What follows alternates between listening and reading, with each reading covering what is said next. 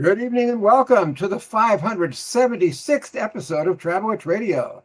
I'm Dan Schlossberg along with Roger Noriega, my friend and producer, and we are in the 13th season of Travel Itch Radio, the show that lets you enjoy the pleasures of travel from the comfort of your armchair. Every week at this time, we talk to people representing destinations, hotels, airlines, railroads, car rental companies, and others in the world of travel and hospitality, from authors and bloggers to broadcasters and publicists. If it's got anything to do with travel, it's got everything to do with Travel Itch Radio. My guest today is my longtime friend, Wendy Hasse Roberts, president of Travel Santa Ana. Welcome back, Wendy, to Travel Itch Radio. Thanks, Dan. I always appreciate the opportunity to talk about Santa Ana. Well, first, Wendy, tell our viewers exactly where Santa Ana is. Santa Ana is located in the heart of Orange County, California. Do you have a benign desert climate so that everything is open all year? We're in sunny Southern California where it rarely ever rains, and temperatures in the summer average about 80 degrees, and winter temperatures rarely fall below puffy coat need weather, which is about 59 degrees Fahrenheit. Oh, pretty nice. There are a lot of Spanish businesses in town. How close to Mexico are you?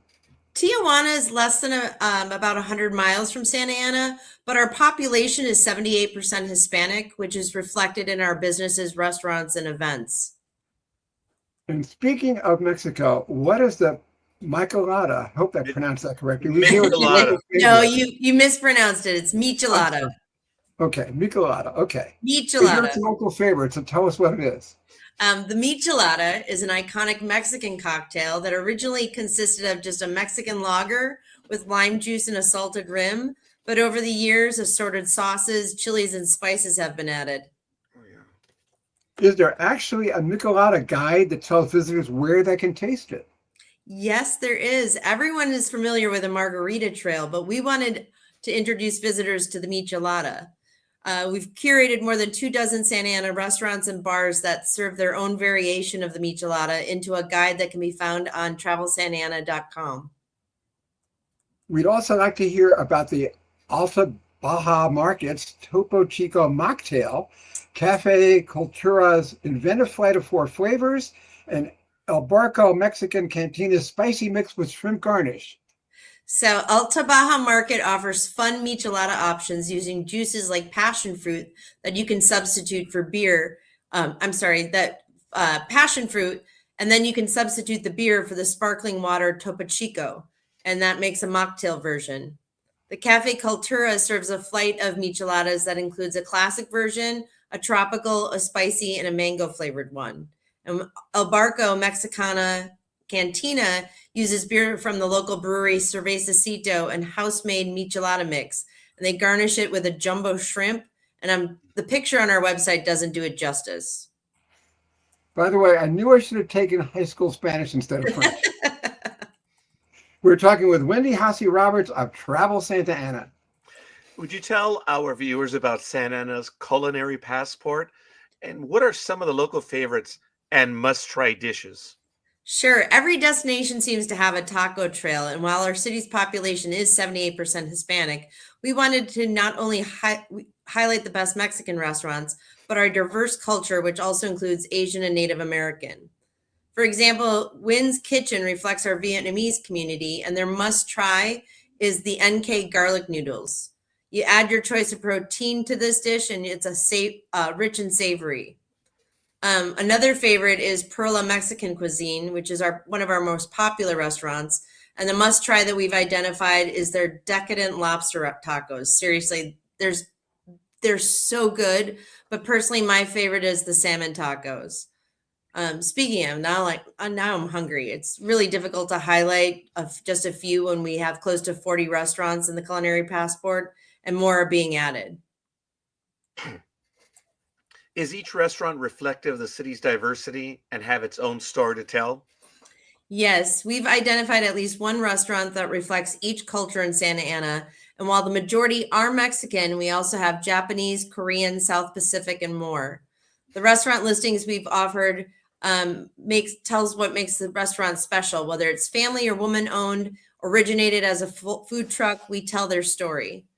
And each recognized restaurant features a culinary passport sticker in their windows so visitors know which restaurants they're visiting. And all the restaurants have been personally selected by Travel Santa Ana. Neither the culinary passport nor the Michelada guide are pay to play. So these are our personal favorites and true restaurants that have a story. If you're on Instagram using hashtag culinary passport SA, is it true you can win Santa Ana prizes? Yes, we want our visitors to share their Santa Ana culinary experiences. If we like your images, you'll be entered into win a prize, and we randomly select a winner each quarter. Prizes vary, but include a series of Santa Ana pins and stickers. You can learn more about it on our website, travelsantaana.com. Having been one to see the public art, which is in Santa Ana, which is popular, especially the vibrant murals all over the city that tell stories of heritage and resilience, do you recommend visitors use the public art guide? Yes, the public art guide provides a map visitors can use to take a self-guided walking or driving tour. This too is on our travelsantaana.com, and it looks great on mobile devices as well. Oh, excellent. How did the Chicano movement influence the city's artistic evolution, but also the constant transformation of this living gallery? In the 1960s, artists began painting massive images that commemorate the city's colorful, multicultural heritage. We are talking with Wendy Hussey of Travel Santa Ana. And this is Travel It Radio with Dan Schlossberg and Roger Noriega. We're in our 13th season and approaching our 600th episode. We're live at 5 New York time every Thursday on LinkedIn, YouTube, WhatsApp, X, Twitter, and Facebook, among others. Wendy, Santa Ana has a lot of alleyways and hidden places. Does the art guide provide maps to unlock the sculptures and artworks along those secret passages? Yes, the guide features over 200 murals and sculptures throughout Santa Ana. If visitors aren't paying attention, they'll miss them because it's not uncommon to find them in alleys, on sides of buildings, doorways, electrical utility boxes, and even taking up entire city blocks. Are new murals and historic renovations unveiled throughout the year? Like any good gallery, the collection is constantly evolving. New murals and historic restorations are unveiled throughout the year. Well, here's another Spanish word I can mangle. What is Proud Santanero? We hear it features artists and artisans who both live and work in Santa Ana and whose identities are inherently tied to the vibrant city. So the definition of a proud Santanero is a resident of Santa Ana who is passionate and prideful about the city they call home. The Proud Santanero campaign is an opportunity for those who are passionate about the city to share their love of Santa Ana with visitors. To date, we've highlighted 16 different locals, with 2 more being added by the end of the year. We asked them what makes them proud to be a Santanero and what they would recommend to visitors.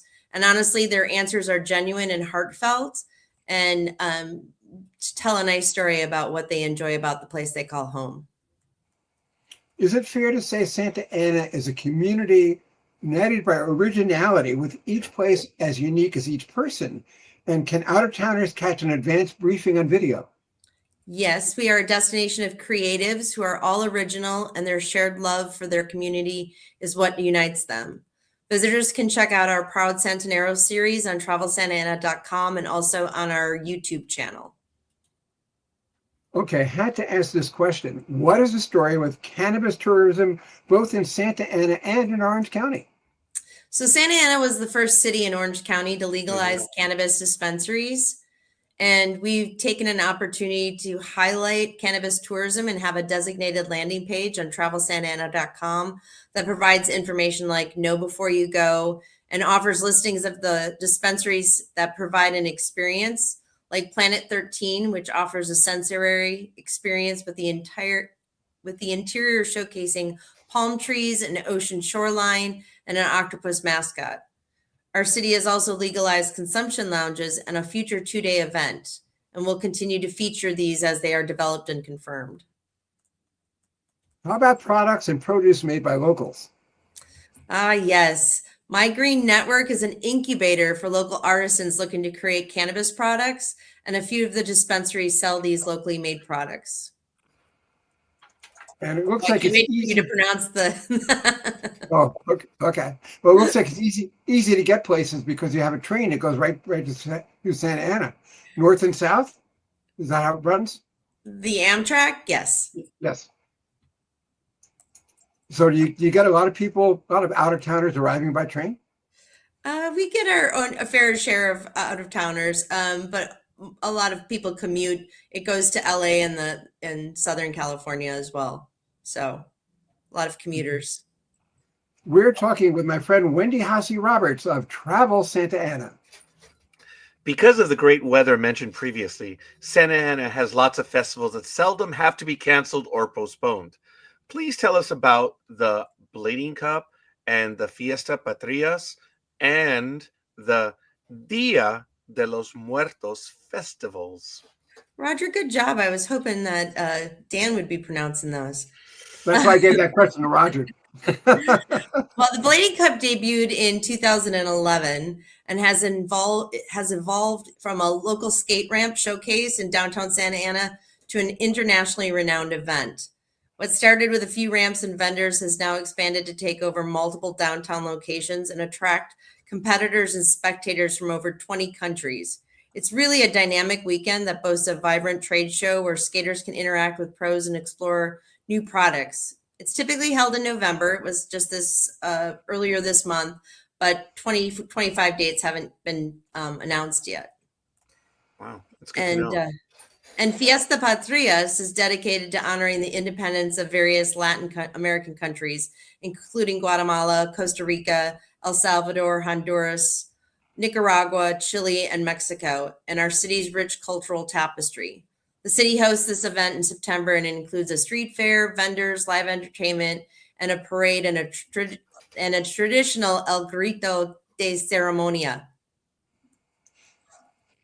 And then last but not least, because we're such a large population of Hispanics, we of course celebrate Dia de los Muertos, or Day of the Dead, which is a Mexican tradition that honors the lives of those who have passed, celebrating their memory through altars, marigolds, candles, sugar skulls, and the favorite foods of the deceased. If you've ever watched the movie Coco, it's a great example and gives a good story about the Dia de los Muertos tradition. And we had numerous events. I think we had over a half a dozen events taking place during that time this year. Thank you for pointing that out about Coco. It does have a wonderful story to it.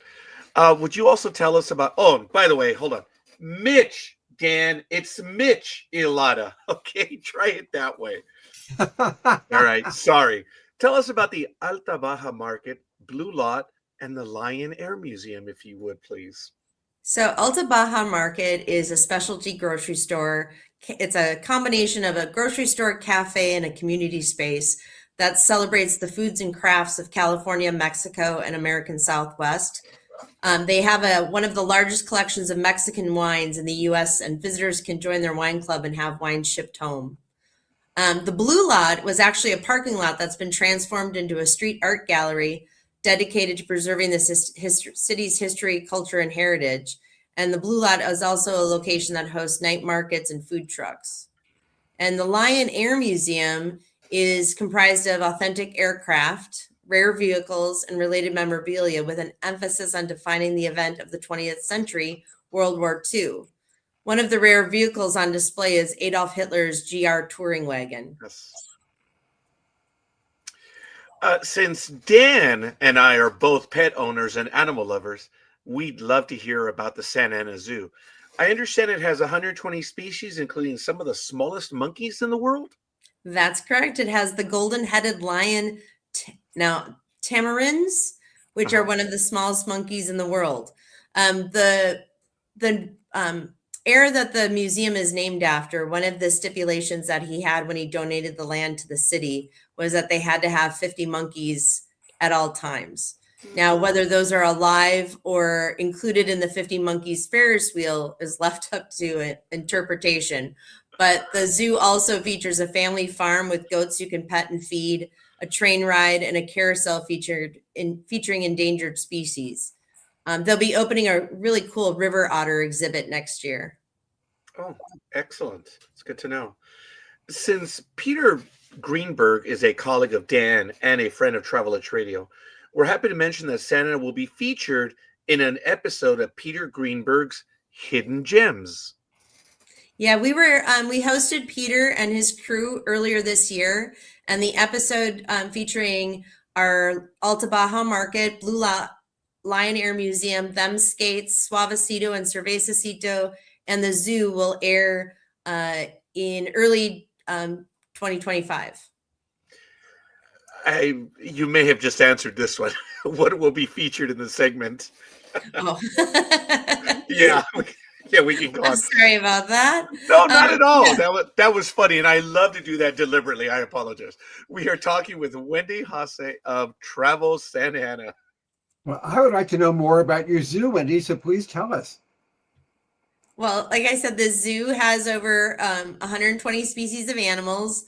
The golden-headed lion, tamarins, which are one of the smallest monkeys in the world. And the zoo also has a family farm with goats you can pet and feed, a train ride, a carousel featuring endangered species, and the 50 Monkeys Ferris wheel. That sounds great. Yeah, they'll be opening a really cool river otter exhibit next year. Okay, here are some more Spanish words for me to mangle. What are Suavecito and Cervecito, and why should visitors go there? Suavecito was founded in 2009 by two local brothers and a friend. They started making hair balm in their garage and selling it to friends in local barber shops. And Suavecito has exploded thanks to high quality products and edgy creative collaborations with brands like Disney. And they are really popular with the rockabilly scene. They also have women's hair products and recently launched a kids line. And the partners also own and open Santa Ana's first brewery, which is Cervecito in downtown Santa Ana. And you even have rollerblading in Santa Ana in a place called Them Skates, a store that sells rollerblades. And isn't the owner a former pro skater who's involved with the Blading Cup?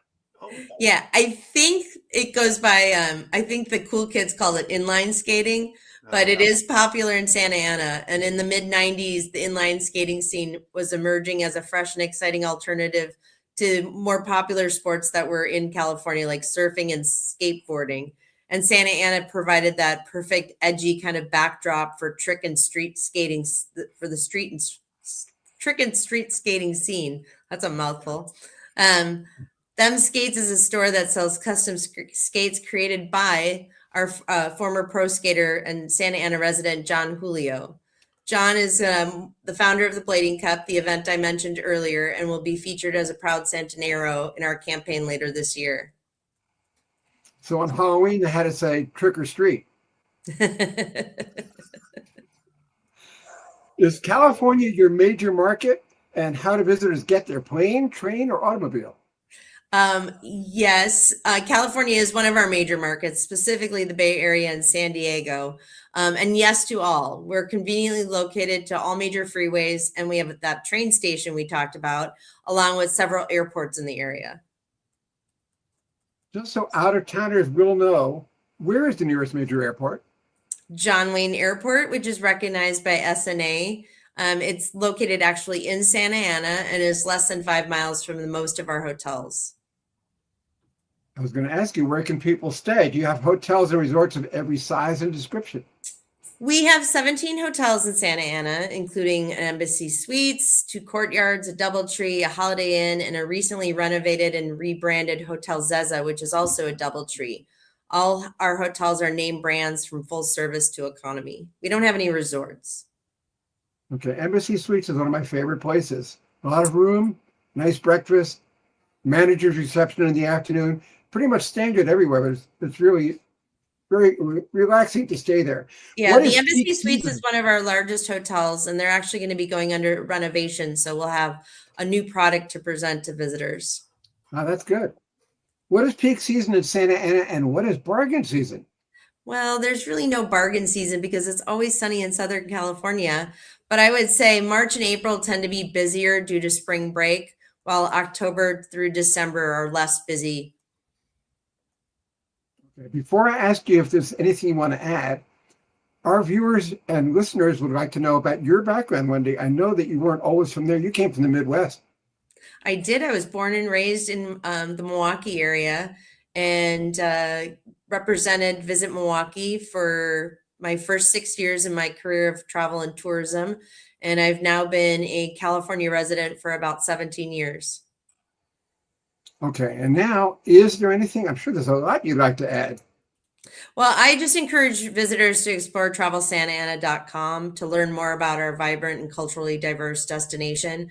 I mean, a lot of people know about Orange County, but Santa Ana is completely different from what they know. And they can sign up for our visitor guide and to receive our monthly calendar of events newsletter.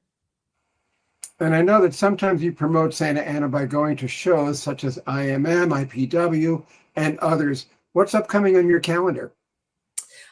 We're going to IMM in January to promote travel or to promote Santa Ana to those visitors. We're also really in marketing and promoting into the Mexico market. So we'll be taking advantage of another industry partner, Brand USA, and going to Mexico in January. And then we're working with Visit California to promote Santa Ana to Canadian visitors. And so we'll be taking part in a Canadian mission in February. And since you live in such a beautiful place, where do you go if you ever go on vacation?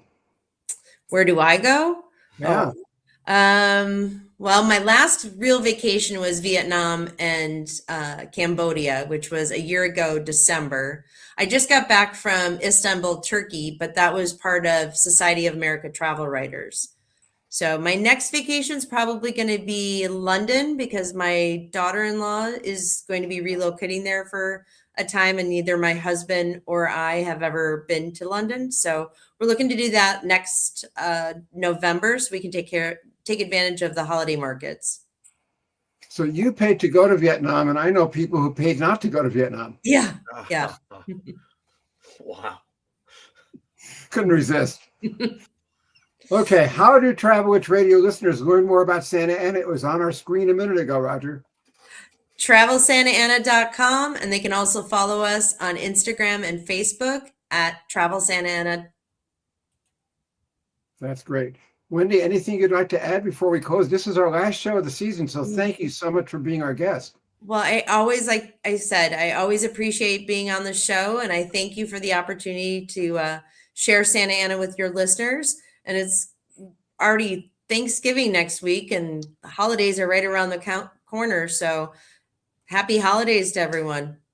And same to you and yours. Thank you so much. Thank you. Our guest today has been Wendy Hasse Roberts, president of Travel Santa Ana in Southern California. Thank you again for being our guest on Travel Witch Radio. Thank you. Okay, Roger, it's time to hold it up. There it is. This is the 50th anniversary of the home run that broke Babe Ruth's record for Hank Aaron, who, by the way, played most of his years in Milwaukee, where Wendy Hasse lived.